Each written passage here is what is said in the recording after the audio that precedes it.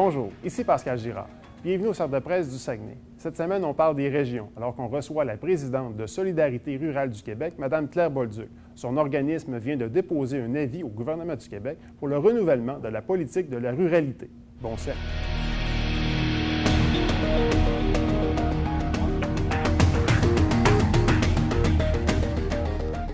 On reçoit la présidente de Solidarité rurale du Québec, Mme Claire Bolduc. Donc, je vais vous laisser la parole. Merci, Mme Bolduc. Et pour les questions, vous me ferez signe. La première question a déjà été donnée par la firme Girard et Girard à François Saint-Gelais du Quotidien. Donc, pour les autres questions, vous n'aurez qu'à me faire signe. Donc, à vous, Mme Bolduc, et merci d'être là ce matin. Et merci de m'accueillir ce matin. Vraiment, c'est avec plaisir que je suis venue vous rencontrer. Vous dire deux mots sur qui est Solidarité rurale du Québec. On est une coalition. Depuis 22 ans, on se bat, on milite, on travaille pour que soit reconnue la place des communautés rurales et leur importance au Québec. On travaille pour que, on milite pour le droit des ruraux à être différents et pour le droit des ruraux à être prospères à même cette différence-là. Nos travaux, depuis 22 ans, ont mené à des moratoires sur les services de proximité qui étaient les bureaux de poste, les écoles de village. Les travaux de Solidarité rurale ont également mené à l'émergence d'une multitude de produits du terroir, notamment les fromages fins, les alcools et autres produits de même nature. Mais une des grandes réussites de Solidarité rurale a été l'émergence, la mise sur pied d'une politique nationale de la ruralité. Cette grande politique-là, c'est une politique qui reconnaît aux ruraux le droit d'être différents, qui leur donne des moyens pour se développer justement à même ces différences-là.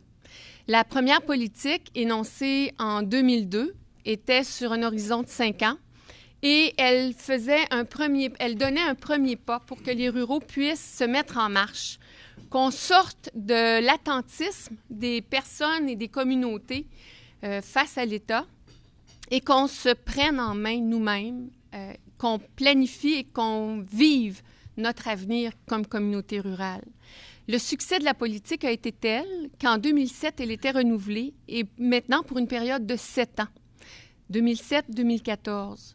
Une politique sur un horizon de 7 ans, c'était la première fois, c'est toujours unique à ce jour. Rappelons-nous également que c'est une politique nationale de la ruralité. Donc, c'est une politique qui non seulement touche le milieu rural en tant que tel à l'intérieur du ministère des Affaires municipales, des régions et de l'occupation des territoires, mais c'est une politique qui va jouer à travers d'autres ministères, ceux des ressources naturelles, ceux de l'agriculture, de l'éducation, de la culture, de la santé, des transports. Politique nationale, une politique transversale. Ce qu'on constate des effets de la politique nationale de la ruralité, d'une part, c'est la confiance que les gens ont repris en eux-mêmes et en leurs moyens à travers un levier qui est la politique. C'est la fierté également des communautés rurales face à leur capacité d'avancer à leur propre rythme, selon leurs propres rêves et face à leurs propres défis. Cette politique-là, qui vient à échéance en 2014, a amené Solidarité rurale à entreprendre des travaux. J'étais venue vous rencontrer en 2010 pour vous parler de l'occupation des territoires. C'était un peu préparatoire au renouvellement de la politique de la ruralité, en ce sens qu'on disait haut et fort, le Québec doit être fort de toutes ses communautés et on doit redécouvrir notre capacité à fonctionner en société plutôt qu'individuellement. Suite à cet avis-là qui a été déposé au gouvernement, une loi sur l'occupation et la vitalité des territoires a été entérinée. Sous le gouvernement libéral, il y avait une stratégie d'action gouvernementale. Sous le gouvernement péquiste actuellement, on nous a annoncé qu'il y aurait un renouvellement ou un renforcement de cette législation-là pour vraiment donner des moyens, décentraliser et donner des moyens aux collectivités plus locales et régionales. Cela dit, Solidarité rurale, pour s'assurer du renouvellement de la politique de la ruralité, toujours dans un effet qui correspond aux besoins des ruraux, depuis 2 ans, travaille à énoncer ce que devrait être une prochaine politique de la ruralité, Mais plus largement que ça, comment on peut façonner une prochaine phase de développement rural après 22 ans de connaissances, d'expérimentation, d'analyse, d'études sur la ruralité? Notre lecture nous amène à constater qu'il faut savoir se projeter dans l'avenir pour être capable de voir venir le développement, se donner une vision pour le développement. Alors, on est allé à la rencontre des ruraux, comme Solidarité rurale l'a toujours fait. On a fait une large tournée du Québec, des arrêts dans de multiples villages, parce que ce ne sont pas des villes où on s'arrête, mais dans les villages. On est venu ici dans la région, effectivement. On était à Normandin, à Dolbeau. On est allé rencontrer les ruraux. Et les grands constats de ces rencontres-là, il y a 3 éléments. À chaque milieu, ses propres défis, mais il y a 3 grands constats qui sont unanimes chez toutes les communautés rurales. D'abord, un très grand besoin de cohérence dans l'action gouvernementale. Les gens nous le disaient, on faisait à la blague, on disait à la blague qu'on pourrait écrire le dictionnaire de l'incohérence gouvernementale, mais les gens nous disaient clairement, le gouvernement a des ministères et l'un fait une chose dont l'autre s'assure de faire le contraire. Que ce soit pour les services de garde, l'éducation, que ce soit en transport, en ressources naturelles, en agriculture, en culture. Les gens nous ont démontré à plusieurs égards qu'on a un grand besoin de cohérence dans l'action gouvernementale, de réfléchir, de sortir des créneaux très pointus et sectoriels pour avoir une lecture des territoires quand on prend des décisions. Un deuxième constat porte toujours sur l'éducation, sous toutes ses formes. La nécessité non seulement de donner des connaissances, mais de recréer des savoir-être chez les citoyens, les futurs citoyens.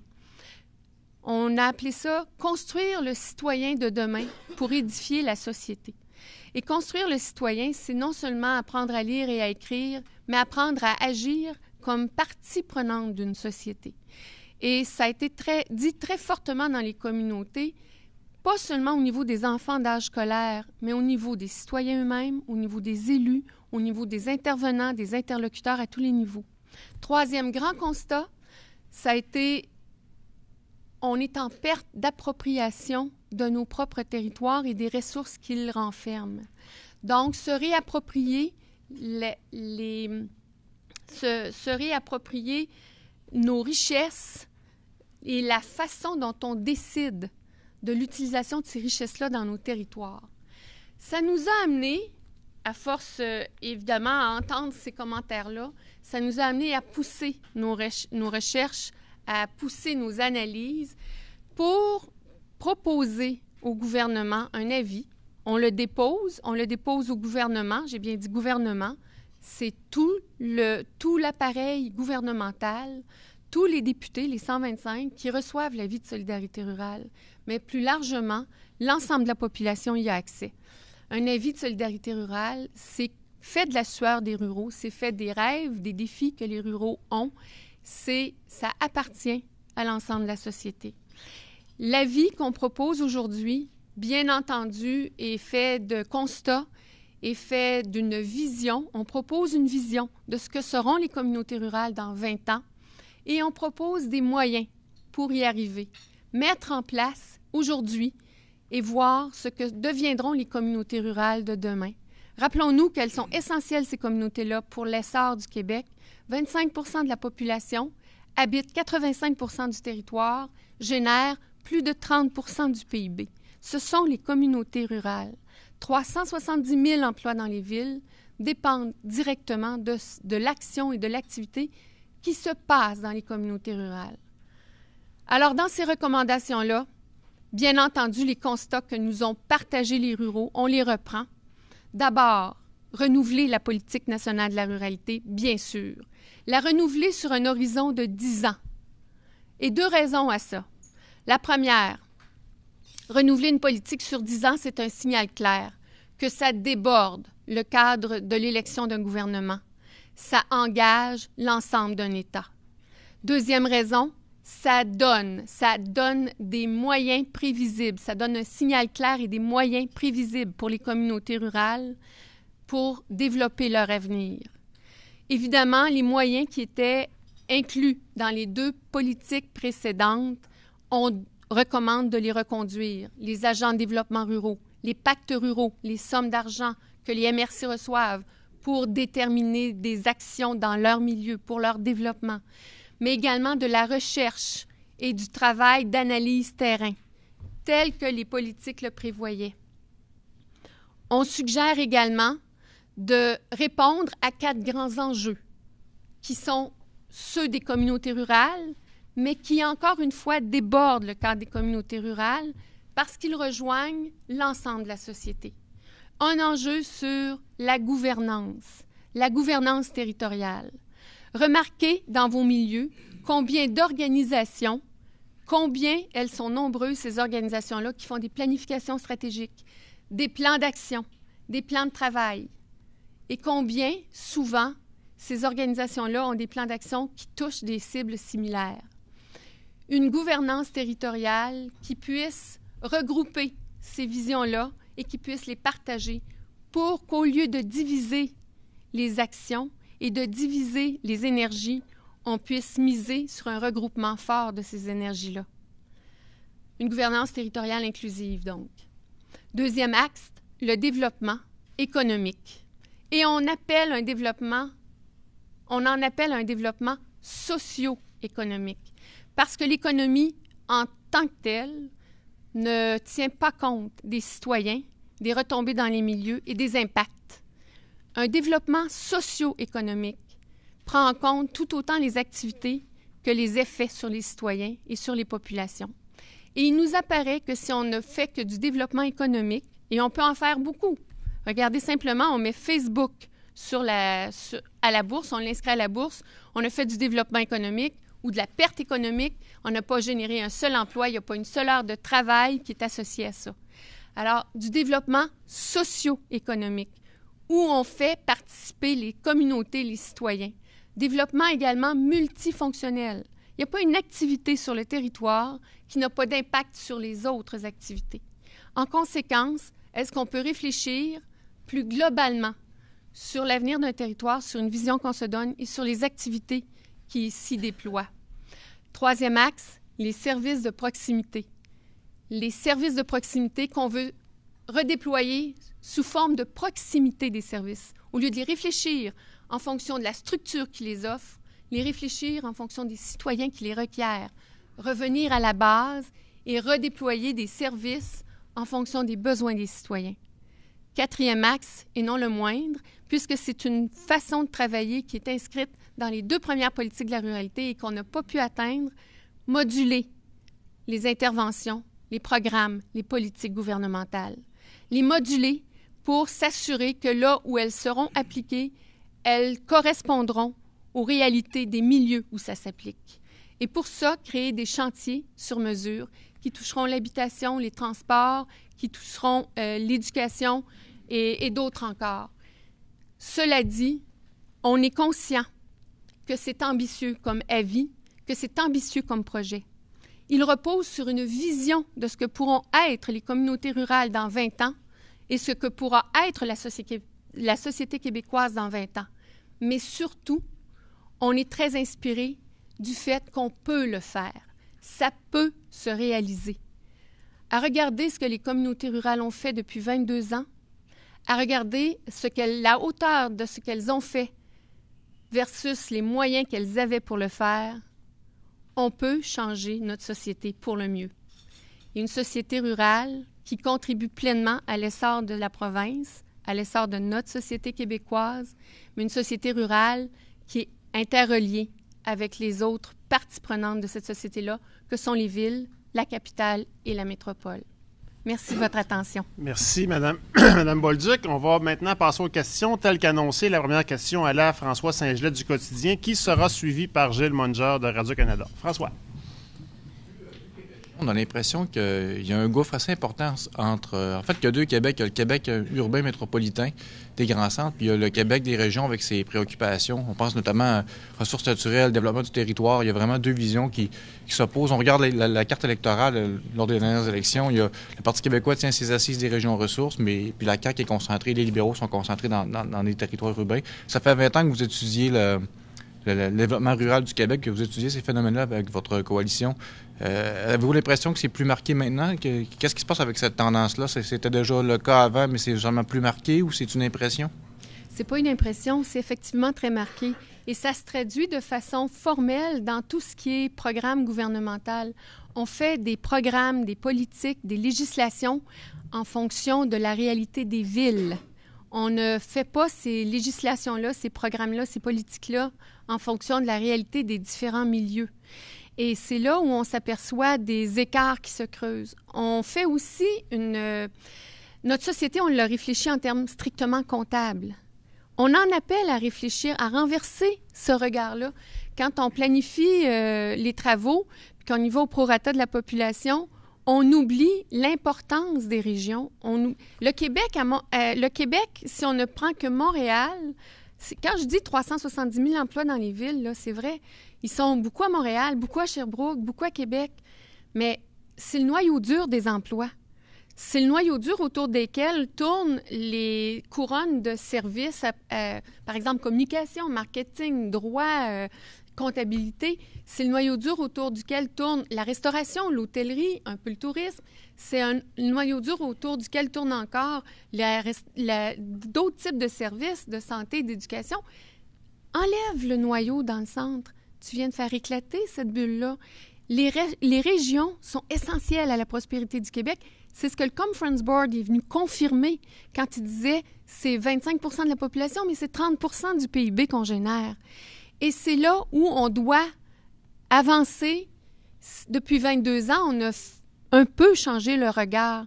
Maintenant, ce regard-là, il doit changer aussi à l'intérieur. Il y a les élus, il y a l'appareil gouvernemental, mais le propre regard qu'on a sur nous-mêmes, comme ruraux ou comme régionaux, il nous a aussi beaucoup nui. Nous, ce qu'on a fait, c'est de dire aux ruraux et aux régionaux, vous êtes importants. Vous avez des moyens, vous avez du génie. On va le mettre en lumière, on va vous aider à le faire émerger. Prenez-vous en main et on va vous aider à ce que ça paraisse. Mais ça va dépendre de...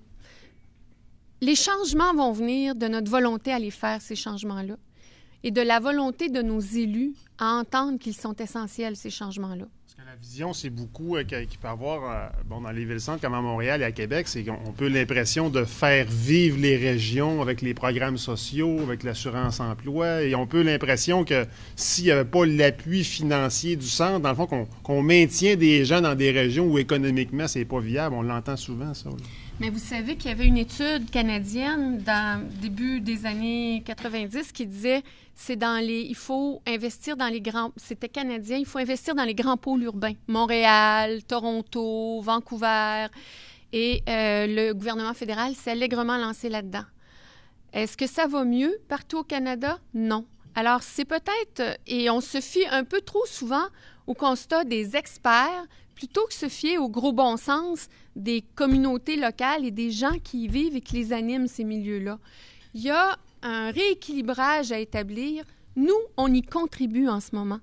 Et vous y contribuez aussi parce que dans les communautés rurales, les gens ont redécouvert. Quand je parlais de confiance tout à l'heure, quand je parlais de redécouvrir la fierté des communautés rurales, c'est ça. Est-ce qu'on fait tourner un paquebot sur un 10 sous en 2 ans? Non. Mais on est capable de le faire tourner et c'est ce qu'on vous dit. On peut faire les changements qu'on propose. L'avis que dépose Solidarité rurale, l'avis qu'on a donné à un ensemble de populations, ça donne des moyens, des marches à suivre, à vitesse variable selon les milieux, mais ça donne des façons, ça donne des idées pour le faire. On peut y arriver. Merci. Prochaine question, Gilles Munger, qui sera suivi par Bertrand Tremblay. Gilles? Oui, bonjour. Je voudrais savoir, moi, de mon côté, d'abord, ça fait depuis 2002 qu'elle existe, donc depuis 11 ans, cette première politique. J'ai comme une question en 2 volets, là. Est-ce que la ruralité a progressé ou est-ce qu'elle a reculé? Mon impression première, pour avoir fait quelques reportages là-dessus, c'est que souvent, dans les villages, il y a dévitalisation. Quel est le portrait que vous avez quant à l'état de santé de la ruralité depuis le début, depuis 2002? En fait, le portrait, moi, je le recule depuis 91. Mais c'est 2 politiques de la ruralité, 2002-2007, 2007-2014. D'abord, en 91, c'était très homogène. tout le monde allait pas bien du tout. La ruralité était carrément en perte de vitesse et ça allait vraiment pas bien. La mise sur pied des politiques de la ruralité, ce que ça fait, c'est que ça fait redécouvrir aux ruraux qu'ils ont des moyens, qu'ils ont des capacités et qu'ils peuvent les mettre en œuvre. La ruralité de 22 ans plus tard va mieux. La ruralité depuis 2012 va mieux. Est-ce que la ruralité va très bien? On ne peut pas le dire non plus. Depuis 2002, oui. Merci. Depuis 2002, la ruralité va mieux. Les clips, il faut faire attention. Merci. La ruralité depuis 2002 va mieux. Mais est-ce que ça va bien partout? Est-ce que ça va très bien? Non. Il reste des communautés qui ont encore des difficultés. Il reste des communautés qui sont encore en perte de vitesse. Il y en a. Mais il y a beaucoup de communautés qui ont bénéficié de la politique et qui se sont prises en main et qui se sont redéployées autrement. Je pense à... Puis je donne l'exemple en dehors de la région pour ne pas heurter aucune municipalité. Dans la région, tiens. Ça, oui, précisément, on est ici dans la région. Bien, si on regarde des communautés comme... je regarde Saint-Prime, je regarde... Il y a des gens qui... Ça va pas bien. Le climat forestier ici est pas facile. L'agriculture non plus. Il y a des difficultés importantes. Puis, de façon globale, la région ici connaît ses difficultés. Mais on a vu arriver avec certaines entreprises forestières, des coopératives forestières, qui font émerger de nouvelles façons de faire. Et petit à petit, bon, la coop Les 4 Temps, les produits originaux, quand on voit tout le chauffage et l'énergie qu'on peut déployer à base de biomasse forestière, il y a des choses qui se passent. C'est pas tout noir. Et le dommage qu'on voit, c'est qu'on rapporte plus facilement ce qui va mal que ce qui va bien. Je parlais de Saint-Joachim-de-Shefford parce que c'est un exemple frappant. Il n'y a aucune industrie dans Saint-Joachim, sauf l'agriculture. Il n'y a pas de manufacture, il n'y a pas d'entreprise forestière. C'est un village totalement en perte de vitesse qui est campé entre Waterloo et Granby. Et ce village-là, en l'espace de 8 ans, avec le soutien d'une politique nationale de la ruralité, c'est totalement transformé, mais totalement transformé. C'est des élus qui sont engagés, c'est des citoyens qui sont participants à l'essor d'une communauté, et c'est ce que la politique a permis. Je le répète, c'est à vitesse variable. Je le vois à la grandeur du Québec. On déploie des activités touristiques qui sont en but avec une difficulté forestière. On déploie des activités culturelles et on se heurte à l'industrie minière. C'est toujours un combat constant et quotidien. Mais ça va moins mal, beaucoup moins mal, et il y a de l'espoir pour les communautés rurales. C'est Bernard Généreux de chez vous qui disait, dans la dernière crise financière de 2008, on a perdu beaucoup d'emplois. C'est vrai, mais on n'a jamais parlé de tous les emplois qui se sont créés, mine de rien, par l'économie solidaire, par l'économie sociale et solidaire, par l'entrepreneuriat local. On en a peu parlé. Alors, au global, il faut regarder les choses avec un recul pour se dire, ça va moins mal et ça peut aller mieux. Il faut pouvoir se parler des choses qui vont bien. Ma sous-question, si tu me Oui, permets, rapidement, Pascal. j'ai une bonne liste. Oui, bien, c'était juste dans les 12 ou 18 recommandations qu'il y en a. Il y a beaucoup de choses, là. Puis, je vous entends dire que souvent la solution vient précisément du village lui-même. Qu'est-ce qui est, si vous me donnez 2 ou 3 mesures très concrètes qui accéléreraient le processus, qui ferait que ça irait beaucoup mieux dans plusieurs de ces petits villages qui peut-être n'arrivent pas, eux, à se revitaliser? On s'entend sur une mesure. La gouvernance territoriale inclusive, c'est justement reprendre en main, avoir le pouvoir et avoir le levier en main. Gouvernance territoriale, c'est pouvoir prendre des décisions, par exemple, sur les ressources naturelles, avoir la mainmise sur notre capacité de prendre des décisions sur l'avenir de certaines richesses qui sont locales, être capable de prendre des décisions puis on l'a vu dans d'autres milieux où ils sont aux prises avec des ressources pétrolières et que les décisions se prennent ailleurs que dans les milieux. On heurte les populations de plein fouet, puis les populations sont frappées par les conséquences, mais n'ont pas accès aux retombées. Les retombées sont, dans le fond, consolidées. Une gouvernance territoriale, c'est se donner une vision locale, puis aller vers ce développement-là, qui est local, qui est voulu, avec une mainmise sur les ressources qu'on a. concrètement, ça appelle des élus qui vont être capables de le faire, qui vont avoir les compétences pour le faire, mais ça appelle aussi des citoyens qui vont avoir un regard sur ce qui se passe dans leur milieu. Là, je vais contre ma propre règle, mais est-ce qu'il y a un projet de mini-centrale à Val-Jalbert, c'est pas justement un exemple où c'est justement les communautés locales qui décident de leur développement, puis on voit tout le bouquin que c'est en train de faire, en répondant rapidement là-dessus? C'est exactement un exemple. Et regardez comment... on parle, puis je ne prends pas position pour ou contre les mini-centrales, mais Val-Jalbert, il y a une volonté locale qui s'est exprimée là-dessus. Comme dans d'autres milieux, il y a une volonté locale qui s'est exprimée fortement sur le développement d'éoliennes. Quand le milieu le veut, qui on voit arriver? Il y aura toujours quelqu'un qui est contre. Et la capacité du milieu à parler à ses citoyens et à converger, à établir les compromis requis, parce qu'il est question de compromis. Si on joue toujours dans le consensus, on joue dans le marshmallow, là, on joue dans le mou. Le consensus, c'est ce qui dérange personne, puis ce que tu vas convenir qui dérange personne.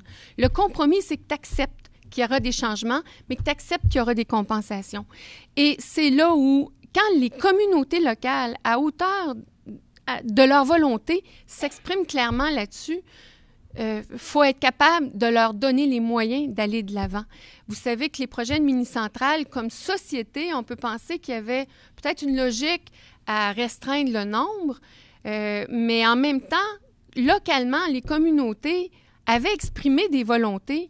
Et c'est ça, une gouvernance territoriale, la décentralisation qu'on en appelle une gouvernance territoriale inclusive.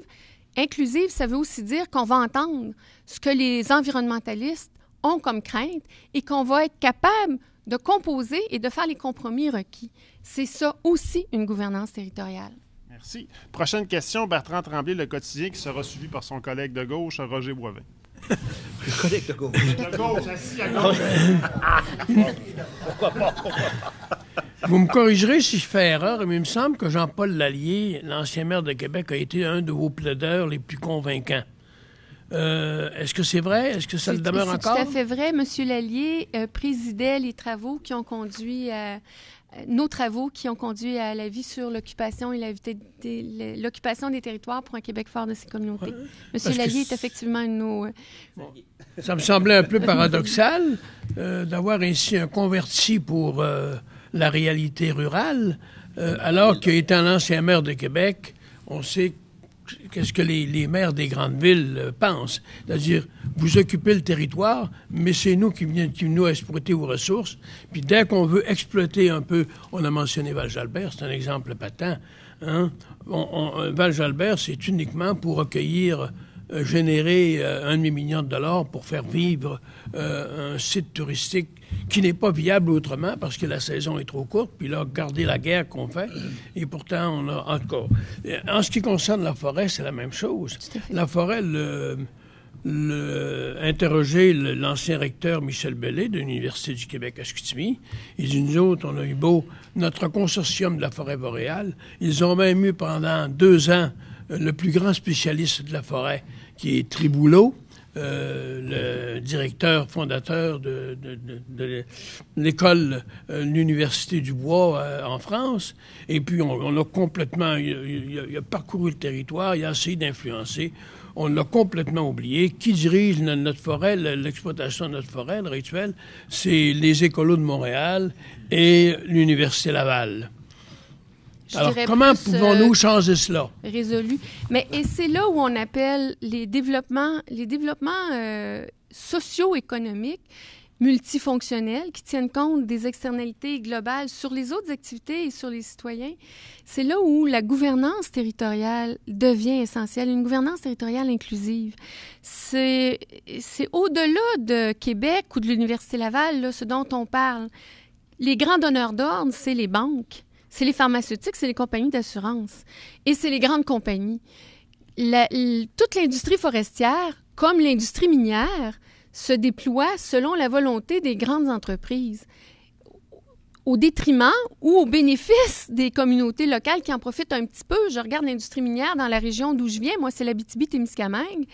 Dans ces industries-là, les gens vont avoir un bon emploi, un très bon emploi, même sur 10, 12, 14 ans, Puis ensuite, ils sont 10 ans laissés pour compte. C'est pas ça un développement socio-économique. Et les décisions ne sont pas prises dans le milieu, elles sont prises ailleurs, à Québec et dans des banques et dans des grands consortiums. Une gouvernance territoriale inclusive, ça donne des moyens d'influencer ce développement-là. Ça donne des moyens d'entendre, de planifier à long terme aussi. Est-ce qu'on est obligé d'avoir 10 mines à ciel ouvert tout en même temps dans un même milieu, puis dans 15 ans, il n'y a plus rien dans le milieu? Plus rien, plus rien, plus rien. Est-ce qu'on ne peut pas réfléchir ça sur un plus long terme? C'est la même chose pour la forêt. Et on s'est fait dépouiller dans le contexte de mondialisation et de globalisation. Rappelons-nous que toutes les entreprises, ça touche l'agriculture de plein fouet d'ailleurs aussi, toutes les entreprises se sont restructurées, consolidées, concentrées, réorganisées, mais on a oublié les citoyens, les populations, et là où ça se passe, les activités de récolte de ces ressources premières-là, qui sont des ressources parce que ça faisait l'affaire de ne pas se rappeler et de ne pas dire aux citoyens que c'est des richesses qui leur appartiennent, que c'est des richesses collectives. Gouvernance territoriale, ça passe par là. La décentralisation, on peut avoir des grands objectifs qui sont nationaux, on peut avoir des grandes orientations qui sont portées par des régions, mais on doit avoir des moyens de faire des choix, de décider localement et sur la base d'un territoire. Et les bases territoriales sont la plupart du temps les territoires de MRC. Je pense que si on ne redonne pas des moyens, des droits de parole formels aux citoyens et aux communautés locales, on va continuer de se faire passer sur le dos par des rouleaux compresseurs de banques et de grands consortiums. Il faut reprendre notre droit de parole. C'est ce qu'on dit aux gens. Oui, il y a des structures à changer, mais les citoyens doivent être aussi partie prenante de ces changements-là et les dire qu'ils les veulent, ces changements-là. Prochaine question, Roger Boivin, qui sera suivi par Julien Renaud, Le Quotidien. Oui, bonjour madame, bienvenue au Saguenay-Lac-Saint-Jean. Un des problèmes que en tout cas la solution, je ne la vois pas dans vos recommandations, c'est pas la faiblesse du poids politique des ruraux par rapport à notre système politique, où une région comme votre Abitibi a 3 ou 4 députés, nous on en a 5, on est marginalisés. Il y avait été question pendant plusieurs années avec M. Belland d'une Chambre des régions de modifier le système électoral. Je vois aucune demande de ce côté-là. Le fondamental en politique, c'est les voteurs. Si vous avez 125 voteurs, ça en prend 63. Si vous avez 63 députés, vous avez un gouvernement. Alors, là, actuellement, ils vont chercher leurs députés dans la section la plus payante. Alors, avez-vous une proposition là-dessus? Est-ce que vous avez abandonné cette question-là ou est-ce que c'est pas consensuel pour l'instant? Enfin, bon. Que non. Et je suis pas partie prenante des consensus, je vous l'ai dit tantôt. Je suis partie prenante de la discussion, des prises de position et des compromis.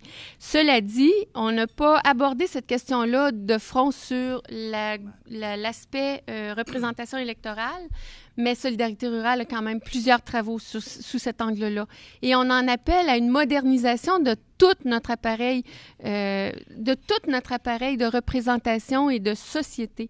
D'abord, l'Assemblée nationale, c'est un homme, un vote, et on peut penser que c'est légitime, ça l'est toujours. Mais est-ce que c'est la seule façon d'être représenté? Entrer dans une gouvernance territoriale inclusive, c'est aussi redonner des moyens localement, des moyens de représentation locale par rapport aux communautés locales. C'est aussi rappeler à nos élus qu'ils ont non pas des devoirs à l'endroit d'un parti avec lequel ils ont été élus, mais ils ont des devoirs à l'endroit de leurs commettants. C'est enfin pouvoir réfléchir à hauteur de territoire. Vous parlez de Chambre des régions. Quand on regarde dans l'ensemble de la planète, notamment les pays de l'OCDE, on a regardé tout leur système politique. Il y a plusieurs systèmes politiques où on reconnaît 2 niveaux de représentation, la représentation effective, un homme, un vote, et la représentation territoriale. Et il arrive que dans un même comté, pour contribuer vraiment à une représentation territoriale, il y a plus d'un député. C'est le cas de la Norvège et c'est patent. Ce que vous me parlez de Chambre des régions, ça pourrait être intéressant. Il y a d'autres propositions sur la table qui pourraient également l'être. Mais la première place où ça se passe à l'Assemblée nationale et les gens refusent pour des questions purement électoralistes. C'est ce qui est arrivé lors de la dernière mise en question de la carte électorale. Pour des questions purement électoralistes, tout le débat a été étouffé. Cela dit, il y a un mouvement qui était patent au moment de la révision de la carte électorale. Ça a été porté par quelques leaders. Il était où le monde en arrière de ces leaders-là? On ne les a pas vus. Alors moi, j'en appelle encore une fois aux citoyens. Quand vous avez des leaders qui portent vos intérêts, vos idéaux, levez-vous avec eux. Oui, le leader peut faire beaucoup, mais il doit démontrer qu'il est appuyé par son monde. Et ça, malheureusement, on est encore dans un... Le gouvernement va nous aider, là. Les étudiants qui fait un peu faire comme les étudiants. Les étudiants, eux, avaient compris ça. Ils sont que j'étais fière d'eux. Je peux pas dire que je suis à 100% sur les positions des étudiants, mais ils ont été les seuls qui se sont levés le bout pour dire « ça suffit ». Alors... Est-ce que dans les régions, ça pourrait être quelque chose qui pourrait se faire? Ou... Et dans les régions, il y a des choses, il y a des heures tranquilles qu'on ne fait plus. Je regarde François Roussy, qui, il y a quelques semaines, a mis un holà à une exploitation pétrolière. C'était dans la cour de ses citoyens, puis il a dit, bon, personne ne prend de décision, j'en prends une, moi. Il n'y a aucun puits à moins de 10 km des résidences. Ça devait certainement pas être facile. Ça devait certainement être très... il a dû avoir énormément de pression, il a dû subir énormément de pression. Il l'a fait. Il ne l'a pas fait avec éclat, il ne l'a pas fait avec colère, il ne l'a pas fait... Courage tranquille, on le fait. On protège nos citoyens, on prend des décisions. Il a placé devant un fait accompli un gouvernement qui n'avait pas encore osé prendre la décision. Mais il ne l'a pas fait avec éclat, puis avec rage ou avec colère, il le fait calmement, courage tranquille. C'est un exemple de leader. Il y avait derrière lui toute sa population. Des gens à qui on disait, tout le monde en parle, je m'en souviens, des gens à qui on disait, avec 15 % de chômage, est-ce que la Gaspésie ne se tire pas dans le pied? Non, non. La Gaspésie réfléchit avec vision à son avenir. Il y a du pétrole? Oui, on peut peut-être aller le chercher. Mais d'une part, vous allez prendre soin des citoyens, des communautés, de leur espace de vie, de leur milieu de vie. D'autre part, on veut savoir comment vous allez faire ça. On veut savoir ce qui va être de retomber dans nos milieux. Et enfin, on veut être partie prenante de la décision. Développement socio-économique, multifonctionnel, gouvernance territoriale. On veut savoir également qu'est-ce qui va rester dans le milieu une fois que l'exploitation est terminée. Courage tranquille de François Roussy, ça devrait inspirer beaucoup de nos leaders. Merci. Prochaine question, Julien Renaud, Le Quotidien, qui sera suivi par Laval-Gagnon. Vous parlez beaucoup de demander aux citoyens de se lever, de demander les changements. Vous y allez plutôt dans votre avis au niveau des constats, des visions. Je voulais savoir concrètement, vous avez fait les pactes ruraux, vous avez fait les chaires de recherche, vous avez développé des choses, vous avez parlé d'un deuxième façonnement, un renouveau, des nouveaux moyens précis. Puis on n'a pas vraiment entendu parler de ces moyens précis-là aujourd'hui. Les actions concrètes qui vont être posées, est-ce qu'il y a des discussions, des lois qui peuvent être amenées, des discussions gouvernementales? De votre côté, qu'est-ce que vous allez faire pour atteindre vos buts? C'est Solidarité rurale, la force de Solidarité rurale, c'est son ancrage avec les communautés, avec les citoyens. Donc, c'est toujours, puis j'en parle, là, les citoyens peuvent faire les changements, c'est toujours de se retourner vers les citoyens, de les entendre et de les mobiliser, de les motiver à agir. Et s'il y a eu des changements dans le monde rural, c'est parce qu'on était capable de les mobiliser, de les motiver. Les actions qu'on met en place, évidemment, on a fait un avis. L'avis, c'est une réflexion, c'est une large réflexion, c'est global, mais c'est fait de la sueur des ruraux, ça. C'est ce que les ruraux nous ont exprimé, c'est ce qu'ils nous ont dit, c'est ce qu'on a recueilli comme témoignage, c'est ce qu'on a poussé comme réflexion. Dans les actions plus précises, on demande clairement des choses. Renouveler la politique de la ruralité, renouveler-la avec un signal clair, disant. Mais on dit aussi, il y a une plateforme de soutien, une plateforme une équipe tactique pour justement soutenir des communautés rurales qui vivent des particularités, qui vivent des problématiques particulières. On dit une plateforme, un carrefour d'innovation, parce qu'on peut partager. C'est déjà ce qu'on fait à Solidarité rurale. On a un réseau qu'on alimente, le réseau des agents de développement ruraux, qu'on alimente, qu'on nourrit. On les nourrit de ce qui se passe ailleurs, des belles réussites, des problématiques. On partage des solutions. C'est des choses concrètes. On met en place également plusieurs études, services de proximité. On a publié un guide on le sortait en 2012, sur comment passer des services de proximité à la proximité des services. On met en place des guides, par exemple, sur la forêt de proximité, sur la souveraineté alimentaire, sur différents sujets qui touchent les communautés rurales, justement pour creuser un sujet, pour amener des solutions concrètes, pour donner des exemples, pour partager. Solidarité rurale, c'est de la recherche, c'est de la lecture, c'est de l'expérimentation, c'est de la mise en œuvre d'actions spécifiques, c'est du réseautage, c'est de la mobilisation. C'est tout ça et encore bien plus. Mais on le fait parce qu'on est branché sur les citoyens. Ils ont toute leur importance, les communautés et les citoyens. Merci. Prochaine question, Laval-Gagnon, qui sera suivie par Caroline Labrie. Madame Bolduc, quand on parle de ruralité, en général, les gens ont le réflexe de penser région éloignée un peu, etc. Mais la ruralité, c'est beaucoup plus complexe que ça au Québec. Absolument. Prenons un critère de 10 km, par exemple. Quelqu'un qui reste dans la ruralité, là, disons 5 000 habitants et moins, ou même dans les petites communautés encore plus petites, être dans la ruralité à Magog ou pas loin de Longueuil ou à Vaudreuil ou à Valleyfield ou peut-être même dans le centre du Québec, on ne vit pas nécessairement la même ruralité. Si on est proche de Saguenay, par exemple, par rapport à Saint-Prime ou tout ça. Et est-ce que ça indique pas ça que, bien sûr, la réforme de la gouvernance doit revaloriser et aller en fonction des objectifs que vous proposez, mais quand on regarde le portrait du Québec terrain, on se rend compte que toute réforme de gouvernance devra impliquer, bien sûr, les MRC, mais aussi peut-être les villes dites de métropole régionale, les petites villes aussi qui sont, je prends Blainville, qui est une ville qui est en plein développement, c'est la grande couronne nord de Montréal, la grande couronne sud d'Est-Ouest. Mais il y a des gens qui vivent la ruralité très concrètement là, mais la proximité fait qu'elle se vit différemment. À Saguenay, c'est la même chose. Il y a beaucoup de personnes qui ont soit un chalet, payent des taxes élevées, vivent en milieu rural plusieurs semaines par année, mais sont quand même des urbains. Alors, est-ce qu'il n'y aura pas...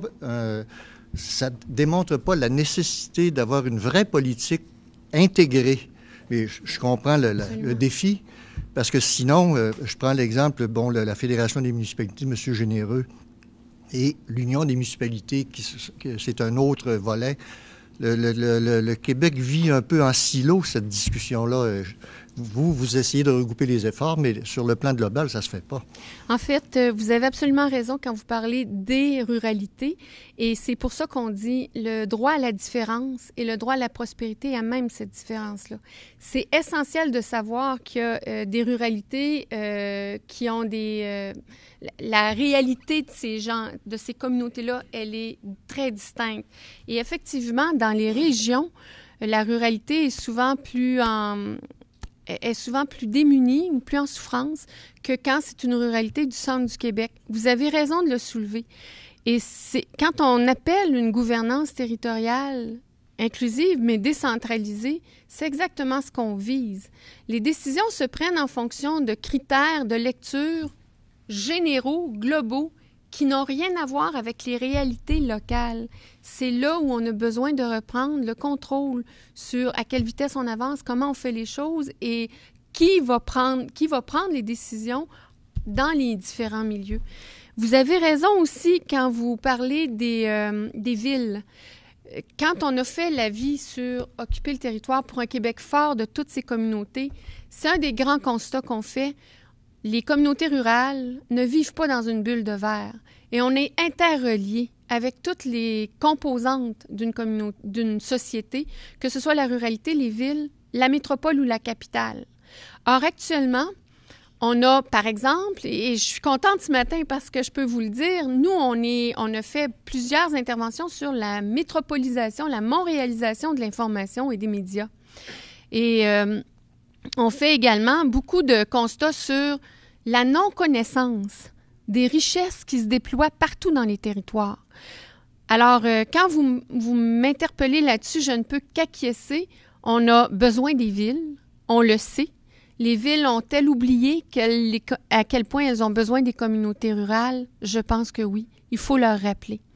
En 2011, on faisait un événement à Montréal qui s'appelait Ruralia l'événement, où on offrait une vitrine aux régions et aux communautés rurales sur ce qui se passe de beau et de bien dans nos milieux. Ça a eu un succès énorme, mais c'est un grand coup. C'était les 20 ans de solidarité rurale et de la déclaration du monde rural.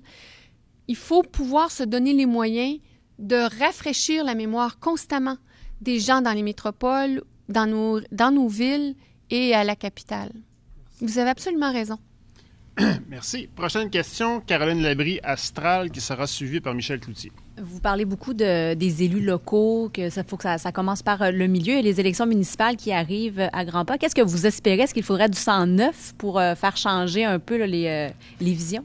De toute façon, il y en aura du sang neuf. Je pense qu'il y a plusieurs élus locaux qui soit sont fatigués de l'étiquette qu'on peut leur accoler maintenant, sans avoir de nom, puis sans qu'ils soient nécessairement compromis. Les gens, les élus locaux ont mauvaise presse à ce moment-ci. La faute de quelques-uns, mais ça rejaillit sur l'ensemble. Cela dit, des élus locaux, quand tu votes pour quelqu'un, tu votes pas nécessairement pour la compétence de la personne. Et remarquez avec quelle facilité les citoyens québécois vont voter à 2 millions, 3 millions facilement pour Star Academy, mais il y a un taux de participation de 40 % pour les élections municipales. C'est un petit peu heurtant comme société de s'apercevoir qu'on est branché sur du pain et des jeux plutôt que sur ce qu'est notre rôle de citoyen. C'est un peu ça qu'on dit quand on parlait d'éducation, puis le constat qu'on faisait. Alors, quand vous me parlez des élus locaux, je pense qu'on a un grand mandat, Solidarité rurale, de les sensibiliser aux réalités, au potentiel qu'ils ont, mais à leur rôle d'élus.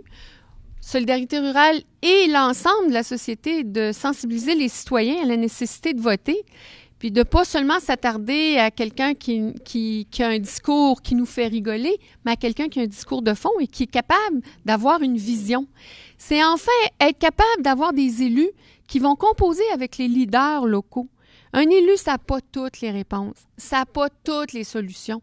Et on attend ça de nos élus comme citoyens. Il faut aussi sensibiliser les gens au fait qu'il y a des personnes qui entourent ces leaders-là qui sont peut-être contre le leader, mais qui ont une partie des solutions, puis qu'il faut être capable de composer ensemble.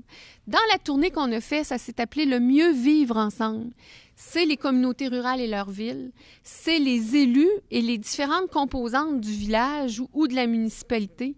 Il y a des groupes environnementaux, il y a des groupes d'aînés, il y a des groupes de jeunes, il y a des gens d'affaires, il y a des familles. Tout ce monde-là partage la même collectivité. Il faut qu'ils puissent se parler. Les élus locaux, ce sera les grands enjeux auxquels ils seront confrontés. À la prochaine élection, ça va les frapper de plein fouet. Encore une fois, les citoyens ont un rôle à jouer là-dedans. Madame Bolduc, votre avis a été déposé au gouvernement du Québec. On parle beaucoup du gouvernement du Québec. Vous avez parlé de la Gaspésie, qu'est-ce qui se passe dans les régions. On ne peut parler du gouvernement fédéral. J'aimerais vous entendre, sur la réforme de l'assurance-emploi. Ah, que vous me faites plaisir, que vous me faites plaisir. Quelle réforme odieuse et de fourberie. La réforme de l'assurance-emploi, on a questionné, on a demandé à M. Harper, et dans nos communiqués de presse, on le demandait, quel est l'agenda caché du gouvernement? Quelle est la véritable raison de cette réforme-là? Et on voit tous les effets pervers, ça touche le Québec de plein fouet, ça touche les Maritimes de plein fouet, et je vous le dis, ne croyez pas que les gens de l'Ouest sont satisfaits de cette réforme-là. D'ailleurs, ils le dénoncent, mais ils sont moins organisés qu'on ne peut l'être ici, au Québec. Ils sont moins structurés pour réagir, ils sont beaucoup plus isolés. Cette réforme-là, oui, elle est odieuse, et voilà un gouvernement qui ne sait pas ce que c'est la ruralité canadienne. Au Canada, c'est 95 % du territoire qui est rural.